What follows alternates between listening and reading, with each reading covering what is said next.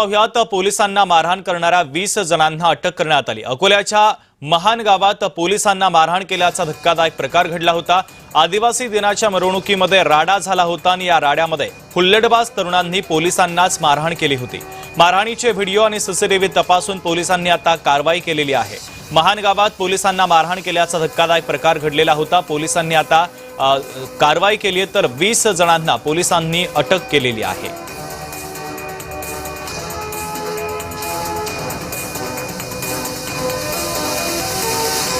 तर पोलिसांना मारहाण करणाऱ्या 20 जणांना पोलिसांनी अटक केलेली आहे। महान गावात मारहाणीचा धक्कादायक प्रकार घडलेला होता। हुल्लडबाज तरुणांनी पोलिसांवरच हात उचललेला होता। पोलिसांना मारहाण करण्यात आलेली होती। वर्षा मोरे आमचा प्रतिनिधी जोडल्या जातात या बातमीच्या संदर्भातले अधिकचे अपडेट देण्यासाठी। वर्षा, आपण पाहतोय पोलिसांवर अर्थातच खाकीवर हात उचलल्याचा धक्कादायक प्रकार घडलेला होता। या प्रकरणी पोलिसांनी तपास केला। तब्बल 20 जणांना पोलिसांनी अटक केली। अधिकचे अपडेट नेमके काय आहे? नक्कीच शुभम, जी महान गावात आदिवासी दिनानिमित्त जी मिरवणूक काढली होती त्या दिवशी जे आहे पोलिसांना मारहाण केल्याप्रकरणी ज्या 20 जणांना ताब्यात घेतलं आहे।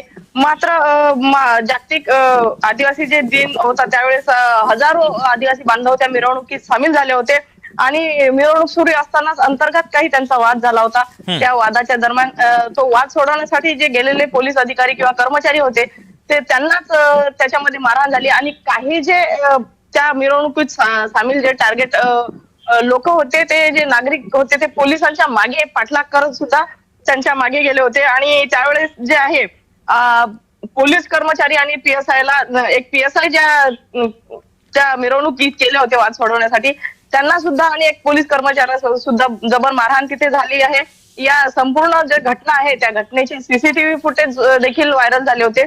मात्र आता या प्रकरणाची गंभीरपणे दखल घेत पोलिसांनी तपास सुरू केला आहे आणि आता तब्बल 20 जणांना ताब्यात घेतला आहे। त्यांना अटक करण्यात आली आणि त्यांची चौकशी कसून सुरू आहे।